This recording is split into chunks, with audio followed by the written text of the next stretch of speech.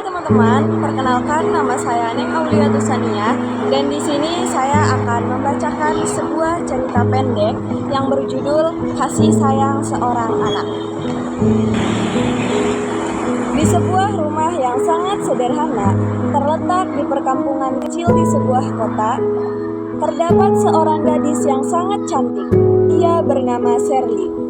Ia tinggal dengan sosok wanita tua yang bernama Ani, yaitu Ibunda Shirley.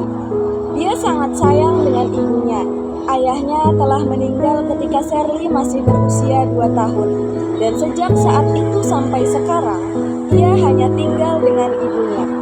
Shirley sangat bersyukur karena telah diberikan Tuhan ibu yang sangat menyayanginya, walaupun ia sudah tidak memiliki seorang ayah. Shirley sangat ceria dalam kegiatan sehari-hari. Dia sangat disukai oleh teman-temannya karena sifatnya yang baik dan karena kecerdasannya. Ia telah banyak menjuarai lomba-lomba di sekolahnya. Shirley sangat senang dan orang-orang yang menyayanginya sangat bangga padanya, termasuk ibundanya. Suatu hari, Ibunda Shirley terjatuh pingsan karena mempunyai penyakit anemia. Lalu Shirley membawa ibunya ke rumah sakit terdekat. Sebenarnya Ibunda Shirley mempunyai penyakit anemia ini sejak Shirley masih berusia 2 tahun. Dan Ibunda Shirley juga sudah beberapa kali mengalami pingsan karena penyakit yang dideritanya. Saat Shirley berada di rumah sakit, ia hanya terdiam dan menangis tanpa mengucapkan sepatah kata pun. Ya Allah, tolong jangan ambil nyawa ibuku. Jika engkau mau, ambillah nyawaku sebagai gantinya.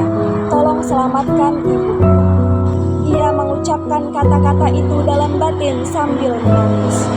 Saat dokter keluar dan memberitahu kalau Ibu Ani membutuhkan banyak darah, Shirley langsung berkata pada dokter itu, "Baiklah, kalau begitu ambillah darah saya," kata Shirley sambil memohon untuk diambil darahnya. Lalu dokter memanggil suster untuk mengecek apakah darahnya Shirley dan ibunya itu cocok atau tidak. Setelah suster mengecek darah Shirley, ternyata berbeda dengan ibunya. Ia sangat sedih karena tidak bisa memberikan darahnya untuk menyelamatkan ibunya. Dia tidak putus asa. Ia terus berusaha pergi mengamen dan berjualan koran untuk mendapatkan uang dan membelikan darah yang cocok untuk ibunya. Saat Shirley sudah mendapatkan banyak uang dan ingin membelikan darah, tiba-tiba uang yang sedang dibawanya itu dirampas oleh 2 orang yang mengendarai motor dan Shirley terserempet oleh para perampok itu. Shirley pun terjatuh dan kepalanya terbentur trotoar. Ia terus menangis karena uangnya itu telah dicuri. Dia hanya memikirkan ibunya dan tidak memperdulikan dirinya sendiri. Ia tidak sadar kalau kepalanya terus mengeluarkan darah. Sampai ia menemukan orang yang sangat baik. Andin namanya. "Ade kenapa? Kok kepala Ade berdarah?" tanya Andin yang sedang menghentikan mobilnya di pinggir jalan. "Tadi uang saya diambil oleh 2 orang yang tidak saya kenal, Kak." "Tidak apa-apa, Kak. Saya hanya ingin uang itu kembali," kata Shirley sambil menangis. "Kok bisa, Dek? Emangnya uang itu untuk apa, Dek?"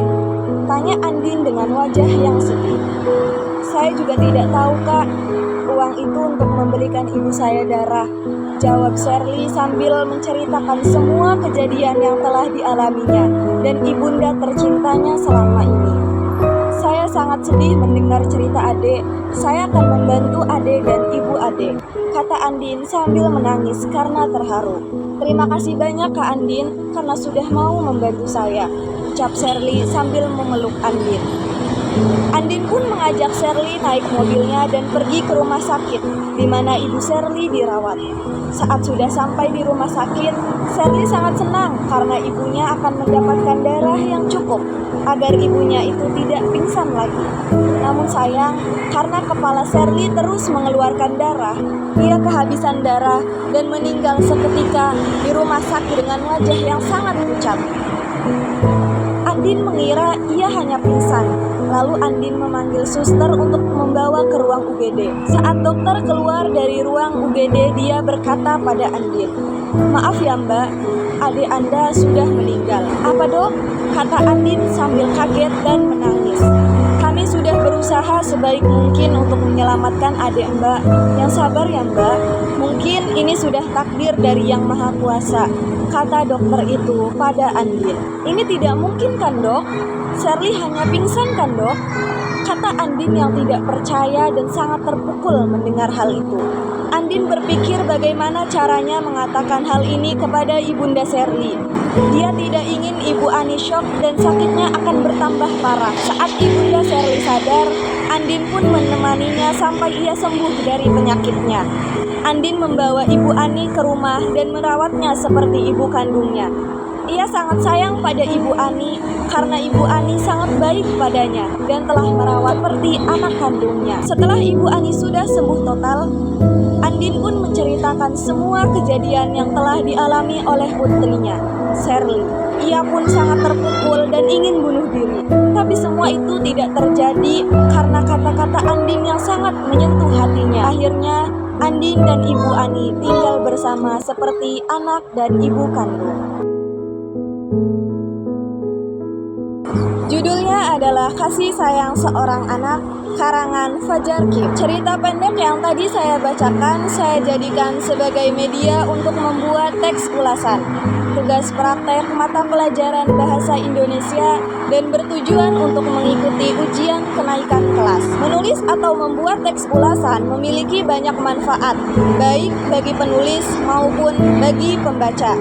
Bagi penulis, ulasan memberikan kesempatan untuk mengekspresikan pendapat pribadi, menganalisis karya, dan meningkatkan keterampilan menulis. Kemudian bagi pembaca, ulasan membantu mereka memahami karya yang akan mereka nikmati, juga meningkatkan keterampilan membaca dan menulis.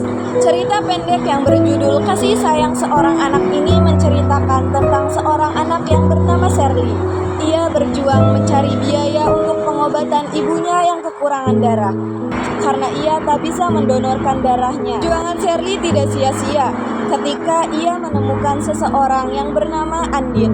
Ia bersedia untuk membantu Sherly dan ibunya yang sedang membutuhkan darah. Kelebihan dari cerita pendek tersebut ada pada bagian bahasa yang digunakan, yaitu mudah dipahami oleh banyak kalangan, sehingga tidak masalah apabila ada seorang anak atau remaja yang membaca cerita ini. Karena selain bahasanya yang mudah dipahami, cerita ini juga memiliki pesan yang mendalam, yaitu perlunya seorang anak memperjuangkan apapun demi orang tuanya. Meskipun perjuangan itu tidak akan pernah bisa membalas semua jasa orang tua kita.